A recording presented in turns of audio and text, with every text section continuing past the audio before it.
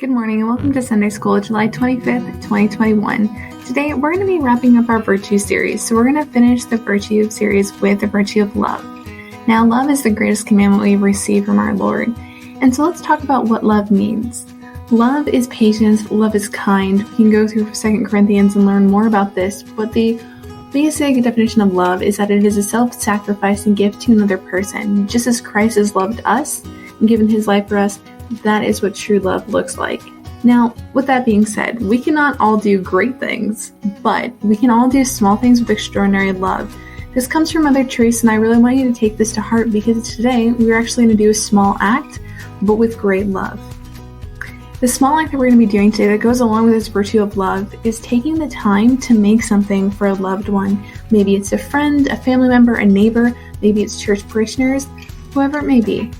But in order to do this, we're going to need a lot of time. So 4 hours, so it's definitely a labor of love. Today, we're going to be making cake pops with extraordinary love that we can give to someone. This is a small thing we're doing, but it takes a lot of time and a lot of love goes into these. So I hope you're ready to put your baking aprons on and get started. Supplies. You'll need 2 boxes of cake mix, 1 container of frosting, 16 ounces, vegetable oil, eggs. In addition to food supplies, you're also going to need parchment paper, wax paper will do just fine as well, and some cookie sheets. You also need clear bags and ribbon to wrap the cake pops after they've been finished cooling. And you'll also need some sticks that you can purchase at Walmart or Target for like $2.99. Alright, so now that we have all of our supplies, it's time for the baking portion of this. Now, when you're making the cakes and you're mixing them up, just follow the box instructions. Typically it'll be, 25 to 35 minutes in the oven, and then you're ready. Once your cakes are made, just pull them out and let them sit for about 2 to 5 minutes. You don't want them to be too hot, but you don't want them to be too cold for this next step. What we do now that our cakes are baked, you're going to pour them into a bowl, and I would encourage you to use a fork or just some type of instrument, maybe a potato masher, just to mash up the cakes and crunch them all up. Then you're going to add your frosting to that. You're going to roll it around, get a good consistency, and then you're going to take about a tablespoon of the cake batter, and you're going to roll it into balls. You're going to line cookie sheets with that wax paper and set those balls on that cookie sheet. Once those are formed, you're going to melt your chocolate that you're going to have, and you're going to dip your sticks into that, and then you'll dip those into the balls, and that's how you get your cake pop. So very simple, pretty fun, and straightforward. And I forgot to mention you will need chocolate chips for this.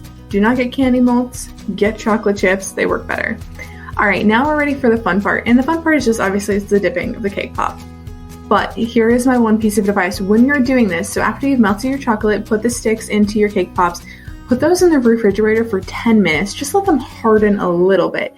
Then come back, take your cake pops, and dip them into the chocolate and kind of just swirl it around to make sure you get the full thing covered, and then stick it back on the parchment paper.